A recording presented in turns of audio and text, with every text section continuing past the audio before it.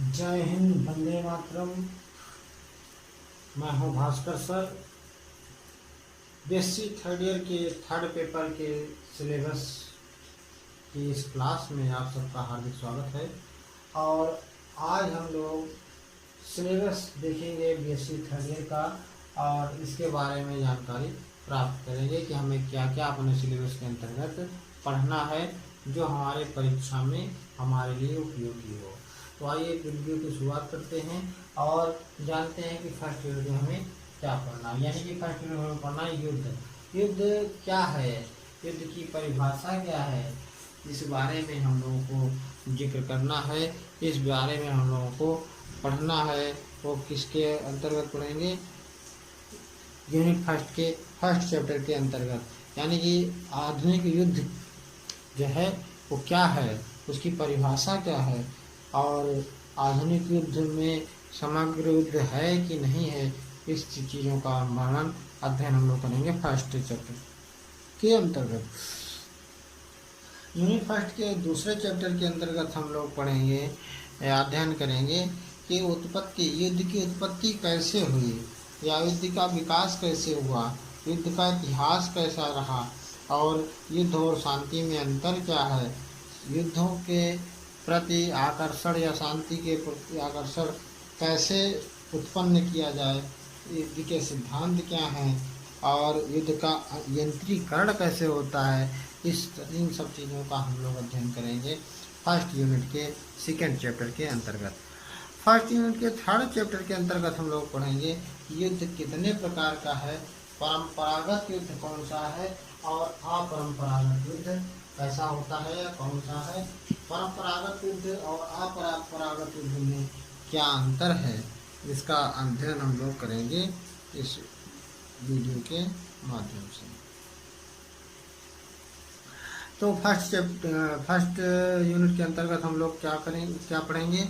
युद्ध की परिभाषा क्या है, युद्ध की उत्पत्ति कैसे होती है, और युद्ध का विकास कैसे हुआ, और युद्ध के प्रकार कितने हैं, परंपरागत और अपरंपरागत युद्ध कौन कौन से हैं, इन सब चीज़ों का अध्ययन हम लोग करेंगे फर्स्ट यूनिट के चैप्टरों में।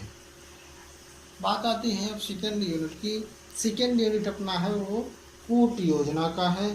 कूट योजना यानी कि कूट जो स्ट्रैटेजी है उसको किस तरह से, कूट योजना की जो परिभाषा है और कूट योजना के द्वारा क्या क्या संभावनाएं इसमें व्याप्त होती हैं, इसका विस्तृत अध्ययन हम लोग करेंगे कूट योजना यानी कि सेकेंड यूनिट के फर्स्ट चैप्टर के अंतर्गत।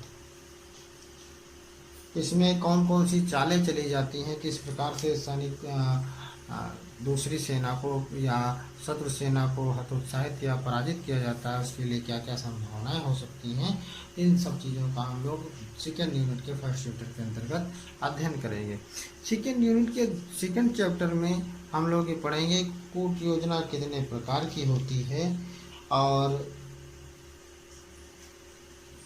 महान स्ट्रैटेजी क्या है, यानी कि जो महान कूटनीति है वो क्या है, भू स्ट्रैटेजी क्या है, भू कूटनीति क्या है, जमीनी कूटनीति क्या है, भूमि कौशल क्या है या युद्ध कौशल क्या है, भूगोल कौशल क्या है, और जो भौगोलिक आकर्षण है या भौगोलिक तत्व हैं उसको सेना कैसे प्रभावित करती है, इन सब चीज़ों को हम लोग क्या करेंगे, अध्ययन करेंगे सेकेंड यूनिट के सेकेंड चैप्टर के अंतर्गत। तीसरा जो चैप्टर है हमारा वह थकाने तथा नाश करने का स्ट्रैटेजी, यानी कि जो सेना है वो थका के, यानी कि शत्रु सेना को थकान के द्वारा और उसका समूलता संपूर्ण विनाश के द्वारा, जो विनाश की स्ट्रैटेजी है, विनाश की कूट योजना है, उसको किस प्रकार से तैयार किया जाता है, इन सब चीज़ों का जिक्र, इन सब चीज़ों का अध्ययन हम लोग करेंगे थर्ड चैप्टर के अंतर्गत। यानी कि शत्रु को कैसे थकाएं और उसको उसके नाश का जो है रास्ता, उसके विनाश का रास्ता किस प्रकार से हम लोग अपनाएं कि शत्रु का समूलता नाश हो जाए, इस प्रकार की स्ट्रैटेजी पर, इस प्रकार की कूट योजना पर हम लोग चर्चा करेंगे थर्ड चैप्टर के अंतर्गत। थर्ड यूनिट के अंतर्गत हम लोग जानेंगे समरतंत्र एवं युद्ध कला क्या है। थर्ड यूनिट में जो अपना समरतंत्र एवं युद्ध कला का ये कार्य है या सिलेबस है, उसमें समरतंत्र का या समरतंत्र का युद्ध या युद्ध में समरतंत्र का अर्थ क्या है, उसके कार्य क्या है, इसकी चर्चा हम लोग करेंगे। आज का अध्ययन हम लोग थर्ड यूनिट के फर्स्ट टॉपिक के अंतर्गत करेंगे। फिर उसके बाद चिरस्थायी समरतंत्र क्या है, चिरस्थायी समरतंत्र क्या है, इसका जिक्र हम लोग करेंगे थर्ड यूनिट के सेकेंड चैप्टर के अंतर्गत। और थर्ड चैप्टर के अंतर्गत हम लोग पढ़ेंगे युद्ध कला का अर्थ क्या है और इसकी उपयोगिता क्या है या इसका महत्व क्या है दैनिक जीवन में या जो राष्ट्र के परिप्रेक्ष्य में। युद्ध कला का क्या अर्थ है, उसकी उपयोगिता क्या है, उसका महत्व क्या है राष्ट्र के परिप्रेक्ष्य में। और अगले चैप्टर चौथे चैप्टर के अंतर्गत हम लोग पढ़ेंगे स्ट्रैटेजी क्या है और समरतंत्र क्या है, इन दोनों का मेल मिलाप क्या है, दोनों के में पारस्परिक संबंध क्या है और दोनों में अंतर क्या है, यानी कि पूर्व योजना क्या है और समरतंत्र क्या है, इसमें दोनों में सामंजस्य क्या है, दोनों में अंतर क्या है, दोनों में योग क्या है, दोनों में वियोग क्या है। इस तरह की चर्चा हम लोग करेंगे। आज का अध्ययन हम लोग करेंगे फोर्थ चैप्टर के अंतर्गत। तो थर्ड यूनिट में 4 चैप्टर बनेगा, समरतंत्र का अर्थ तथा कार्य, चिरस्थायी समरतंत्र, युद्ध कला का अर्थ और उसकी उपयोगिता। और चौथा चैप्टर बनेगा स्ट्रैटेजी यानी कि कूट योजना और समरतंत्र का आपस में संयोजन क्या है। फोर्थ यूनिट के अंतर्गत हम लोग पढ़ेंगे, हम लोग अध्ययन करेंगे युद्ध के कारण क्या है या युद्ध के कारण क्या होते हैं और इसके प्रकार क्या होते हैं।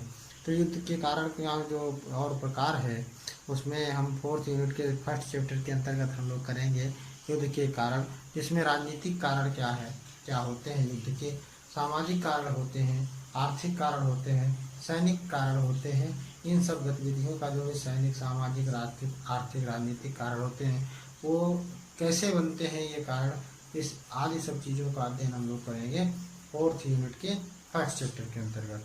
फोर्थ यूनिट का सेकेंड चैप्टर जो होगा वो शीत युद्ध क्या है, उसकी अवधारणा क्या है और शीत युद्ध की उत्पत्ति कहाँ से हुई या कहाँ से होती है, इन सब का जिक्र हम लोग करेंगे फोर्थ यूनिट के सेकेंड चैप्टर के अंतर्गत।